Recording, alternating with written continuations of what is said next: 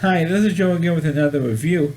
For the sake of this video, I'm going to be discussing the 2017 film 50 Shades Stalker, starring Dakota Johnson. Now, of course, this is the sequel to 50 Shades of Grey, which I just previously reviewed, I should say. So please check that video out if you haven't. This video, of course, is the sequel, the 2017 sequel. I am not going to review the third film because I previously reviewed it. So check, which is 50 Shades Freed, which came out a year after this one. So please check out that video on my YouTube channel if you haven't done so. So 50 Shades Stalker picks up right where the last one left off, and Christian Grey is trying to reunite with Anastasia Steele, who's played with Dakota Johnson, and trying to renew their relationship and trying to control everything that's in her life. Now at this point, in Anastasia's life, she's working for a publishing company. She's like an assistant to one of the editors of this book publishing company, and the publisher is treating her like crap, literally treating her like a piece of garbage. And all this stuff is going on with her and her boss, being a real lousy relationship between the two of them. Christian Grey puts his 2 cents in, and decides, that she's not, because Anastasia, she likes working in publishing. She likes working for this company, but she doesn't like her boss. So what Christian decides to do is he decided to put in a bid to buy this company out. Well, I guess her boss heard about it and also found out that Christian Grey is also Anastasia's boyfriend. So he decides to really sexually harass Anastasia. And it's like really he almost like rapes her in the office. So he tells Christian, what happened, and so Christian decides to call up the board, the current owner of the publishing company, and actually gets her fired. Well, she does appreciate,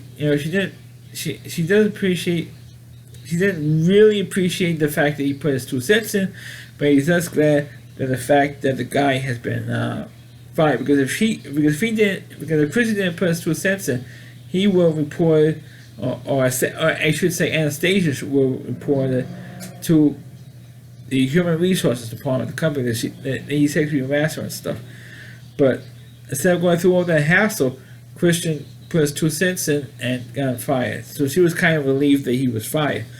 But she preferred it if she did it her own way instead of him interfering in her life and stuff. And that's why she left it in the first place, because she didn't like the way he was putting his 2 cents in. But then, of course, eventually they got back together doing the sex romps they were doing and all the sex dominatrix stuff, because then Christian goes into more details about what happened to him in this film, and the woman that he met who turned him into this way was played by Kim Basinger in the film. It's funny to see Kim Basinger, because I haven't seen Kim Basinger in a film in years, and it's funny to see him in a actual role, where Kim Basinger's character doesn't have sex with the leading guy. It's funny to see her, because I'm so used to seeing her in her early roles back in the 80s, when she used to have sex, and when she would do a movie, she would do a sex scene with her co-star. From Robert Redford in The Natural to James Bond to Dan Aykroyd, and that's about, and Mickey Rourke and I have that's about every movie I've ever seen her in. She has sex with the main guy in the film. So it's so strange to see her in a role, because I guess maybe because she's too old to do those movies, or to do those types of scenes. So she didn't do it in this film, and it's weird to see her, to do that. Anyway, Anastasia actually confronts her, or I should say, Kim basically confronts Anastasia and says, and then she's proud that she made Christian this way, and there's no way that Christian could have a serious relationship with anybody because I made him this way. And she was proud that she made him this way. And she pretty much, and Anastasia tells Kim Basinger to pretty much go blank yourself pretty much, and so Christian does this, later on, she does the same thing, and not only that, but Christian's adopted mother was played by Marsha Gay Harden, and she was terrific in this role, and she basically and her were like lifelong friends, and then later on she finds out that Kim Basinger made Christian, what he is. I mean, as a sexually. Now I have, first time running into a dominatrix over women. And that's why he could never have a serious relationship with a woman, because of what Kim Basinger did to him, mentally and sexually. So she tells Kim Basinger, or Christian's mother tells Kim Basinger, to get the hell out of our lives. We don't want you anymore. All that type of stuff. And so it's pretty much it with that particular storyline. And there's also another subplot where a previous submissive that Christian had was stalking him, and was stalking Christian and stalking Anastasia, and confronts the both of them. And that Christian was able to control the situation, control her, this other woman, and they got the woman into a psych hospital, because that's where she was. She escaped the psych hospital because of all the stuff that Christian did to her when she was his previous submersive. So you had that subplot. It's like one too many subplots in this film. But the one thing that I should mention before the end of this movie, Christian was flying in his helicopter. Was flying on a business trip or something with his assistant, and the helicopter crashed. And so Anastasia is with Christian's family, and she's freaking out, and the family's freaking out. And so, oh, is Christian alive or dead? And they happen to have, like, 30 seconds later, they have another news report saying that he's alive and well, and he comes into his apartment, and everybody goes around, hugs him and stuff. And then after he went through it in the helicopter crash, he proposes to Anastasia, and at the end of the movie, she accepted. And of course, in the next movie, they get married, and they have the whole kidnapping thing. And I explained that whole thing in my review for 50 Shades Freed. So please check out that video. Of course, one thing that bothers me in this particular film is, like I mentioned in my previous review of the first 50 Shades movie, that Dakota Johnson, who plays Anastasia Steele, is the daughter, or is the real life daughter of former Miami Vice star Don Johnson and his then wife, Working Girl star Melanie Griffith.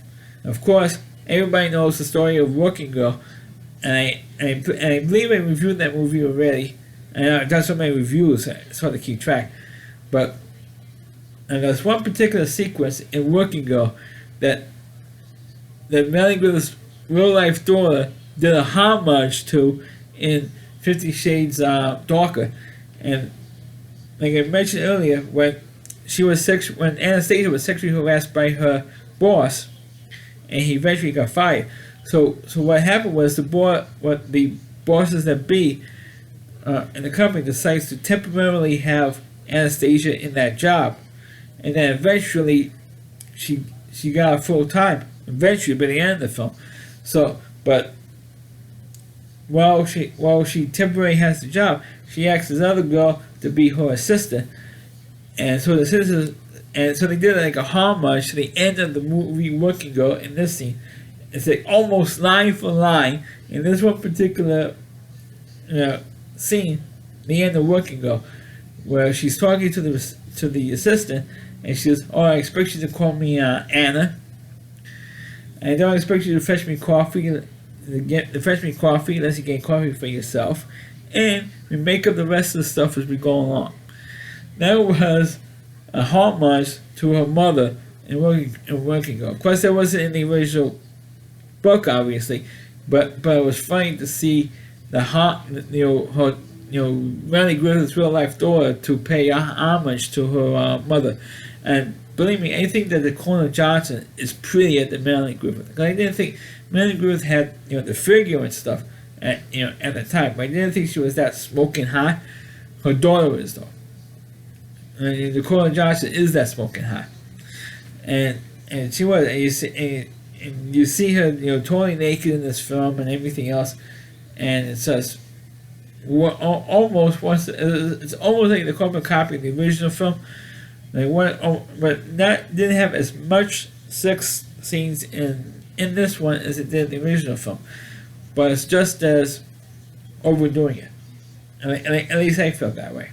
So that's my review of the movie 50 Shades Darker. Please click on the video, please rate it, please subscribe to my channel, and please forward this video onto your Facebook pages. You can check out all my reviews on my YouTube channel at RowdyC.com. It's over WDY, and that's C.com. There's a homepage and a Rowdy Reviewer, Chris Lee Moore, and please check out all his videos on this website. Thanks for watching. Catch you next time.